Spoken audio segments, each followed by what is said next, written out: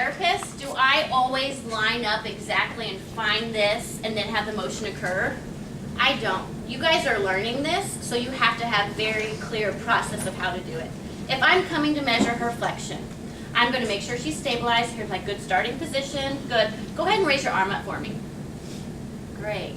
Good. So I know my axis is right there. I'm going to line her up with parallel to the spine. My axis is there, and there's my humerus. So I know she has 155 degrees of flexion there. Don't get so caught up about that axis, okay? It's important. So you're here, the axis, you've palpated, you're starting here. That is exactly where it's at. I like to keep my finger, especially with the shoulder, my finger on it when I'm learning. So you're imagining that your finger is drilling through the center of that joint, because that's what your axis is. You're the center of that glenohumeral joint. Okay, and I've got everything lined up, and that's good. Now go ahead and do the motion. My finger, the axis is not moving, not moving, not moving, but everything else is moving. Now I know exactly where the axis is. I can visualize that now because I've tested it so many times. You guys can't. So this finger trick's really going to help you with keeping your axis. The axis does not move. I am still in the middle of my joint here, here, or here. I'm still in the middle, right? So I've got in the middle of my joint. I'm now going to line back up parallel with the spine and then go parallel with the humerus. Does that make better sense?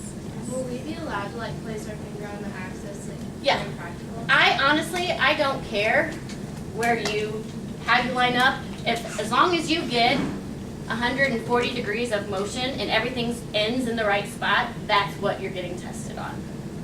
Okay? So you don't have to. If you feel comfortable with knowing it and you're lined up here, great. Go ahead and flex for me. Good. If that's how you measure and you get 140 degrees, perfect. Or if it takes you starting position, you're standing, good, arms adducted. If you have to go through every single step and get every single thing exactly right, as long as you end with that 140 degrees with your axis in the right point, your movable and stationary on the right spot, that's what your goal is. However you get about that and how comfortable you feel doing it, great.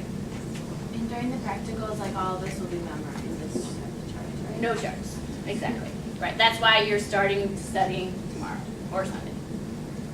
Okay. All right, so let's move on.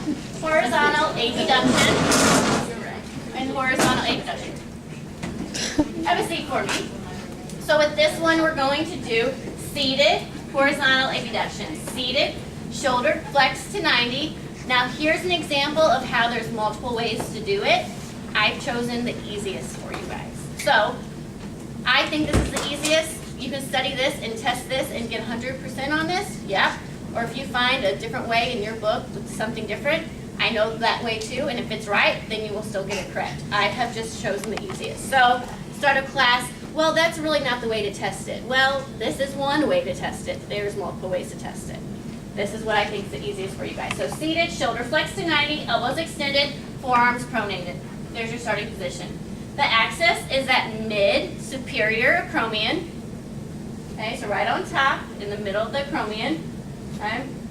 And I am parallel to the humerus. So I'm superior of the joint, and I am parallel to the humerus. So all of my stationary arm and my stationary movable arm are right on top of each other at this point. Okay? So I'm going to go ahead and have her horizontally abduct, so away from the body. Now my stationary arm does not move. The humerus moves, my stationary arm is not moving. Okay, now, so my stationary arm stayed in line with that original starting position. My movable arm is now going to move to be parallel with the humerus. So I have 84 degrees of horizontal abduction. Okay? Yes? What if they can't hold the arm up at 90 degrees? Well, that's whenever you get really good and hope you've got a good goniometer, so you could do this. Okay? Go ahead and move your arm for me. Good. Nice. Okay. Luckily, as your testers, we will be able to hold that motion. Okay, so the norm there is 0 to 90. And once again, if whatever you're studying is not this, there's different ways to do this. So as long as you can show me exactly where you got it from and it's a credible source, I will take the answer. I'm telling you this is the easiest way. So horizontal adduction. Seated, shoulder flexed to 90, elbow extended, pronated. Awesome, same starting position. Axis is the same. Superior metacromian. Once again, I am stationary and movable arm is lined up with the humerus. My stationary arm is going to stay. I'm going to horizontally adduct. Good, so towards midline. My stationary arm is staying the same. My movable arm is going to be in line with the humerus. Good. And then I pinch off, and she has 38 degrees of horizontal adduction. All right, moving on, the humeral internal rotation. So seated, shoulder abducted to 90 and elbows flexed to 90.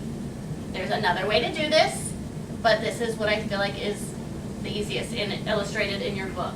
So starting positions here.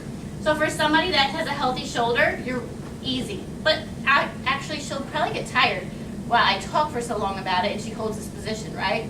So a lot of times, if people have an injured shoulder, you might have to try one of those other positions. But learning for the first time, I'm going to tell you one position, okay? So starting position. Your shoulders abducted to 90 and your elbows flexed to 90. My axis is this olecranon process.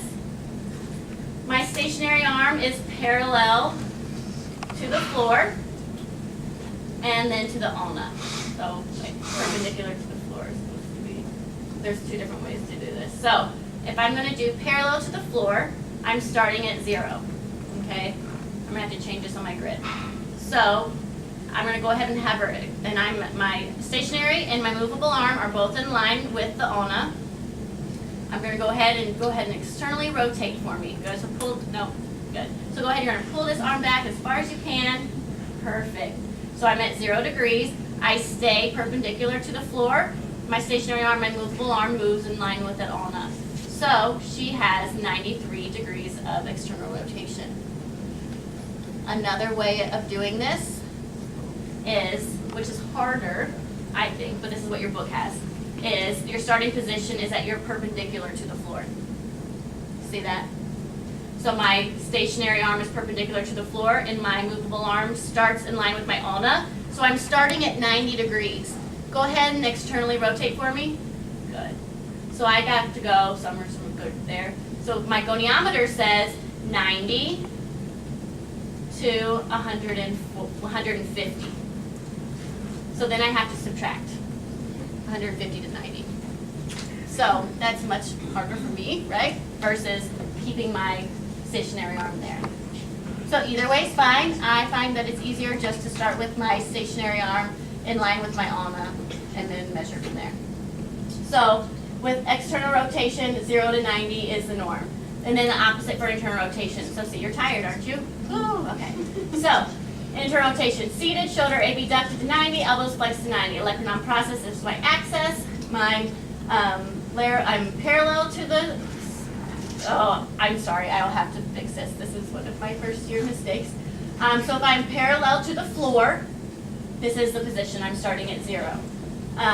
Now my movable arm, I'm going to have her go into that internal rotation. Good, and my movable arm is in line with the ulna. My stationary arm stays parallel to the floor, and I have 60 degrees of internal rotation. If I start with my stationary arm perpendicular to the floor, I'm starting at 90. Good. Now go ahead and internally rotate for me. And I have down to 50. So 90 minus 40 is 50 degrees of motion, right? So you can do that either way with your stationary arm. I think it's easier to not have to do math. So I'm going to measure starting with my stationary arm parallel to the floor. Sorry, that's going to be a little bit confusing. Refer back to your book. They're going to have you start at 90. But I think it's easier to start with your stationary arm at 0 and perpendicular to the, parallel to the floor. Your norm with internal rotation is 0 to 70. All right, now that you guys kind of get the axis, that axis, I'm drilling a hole in the middle of my joint and all that motion is occurring around that. That's really going to help you for those first motions we learned. It gets a little easier as we go with these other motions. So go ahead and practice that. We're going to have in